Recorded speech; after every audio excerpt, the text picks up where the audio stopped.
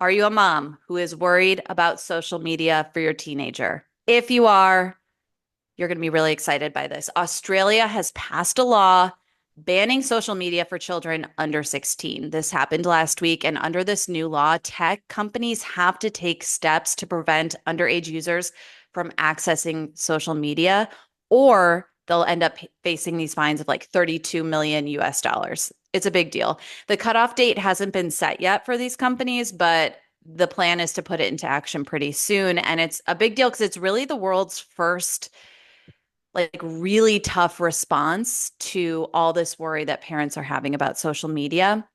And it's going to hit Snapchat, TikTok, Facebook, Instagram, Reddit, next, and it could go even further. But at least those have so far been named as the platforms that are going to have to react to this.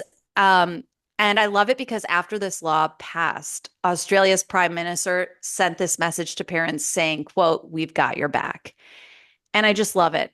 Government is listening over there. They are taking it seriously. And he also said that, like, now these platforms have a social responsibility to ensure the safety of our kids is a priority for them. And I think this day was a long time coming. And I really hope other companies follow suit.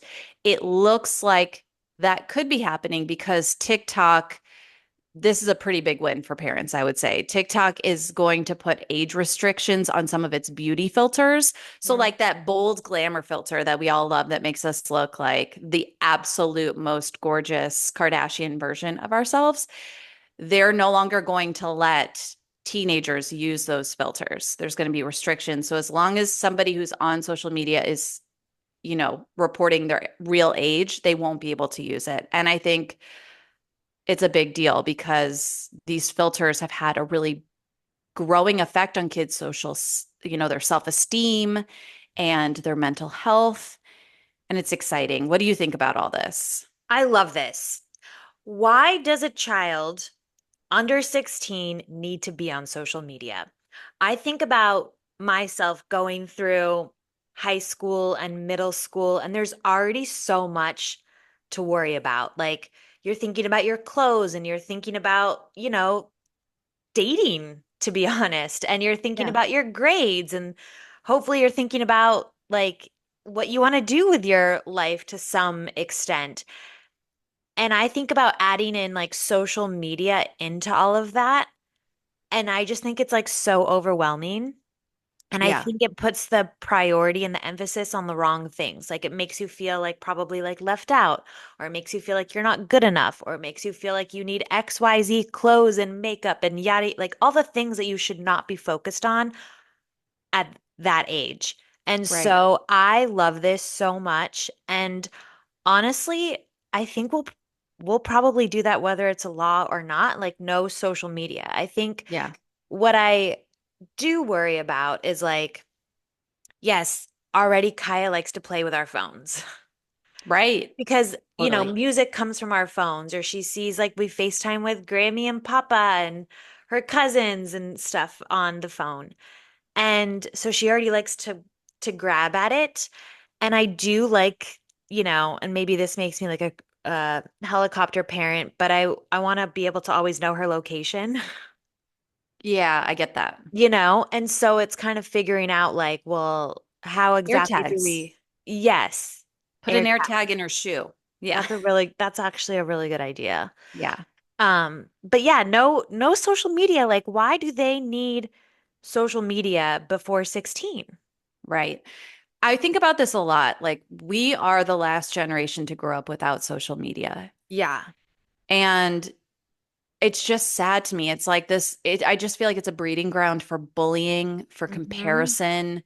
It just robs our kids of their childhood. And like, I just want to protect that space and that season because once you grow up, you just never get it back. Yeah. Your child's over and you're never a child again. And I want to keep the bubble naive and protected and magical as long as I can. And I think that's every mom's goal is just to let a kid be a kid for as long as we can. And the world is crazy enough. And I think we can't deny that the correlation between mental health and social media, it's undeniable. And I know I, we've talked about this before. hmm I'm I'm really, really, really into this thing TikTok's doing with the filters. When Dylan was born, I remember, and I remember talking about it when we had a live show we did, and I talked about when Dylan for the first time like looked in the mirror and just was like, I could tell she loved it. And I was like, I never want her to look in the mirror and not love what she sees. And I like made myself a promise right then that like I'm not going to use filters anymore. Like no beauty filters. Like this face is my face and I'm going to send the message by example that like I'm perfect the way God made me and that starts with me. And it's a hard practice because I loved a Facetune. I loved putting like a natural beauty filter on my face on my stories. And I was like, I have to show her by example. I have to be the one telling her and showing her that like you can love how you look Yeah. forever. You don't have, you're perfect just the way you are. So I think it's so great they're doing this. Kids should not be putting these filters on their faces. So good on you, TikTok. I love it. Yeah. Way to go, Australia.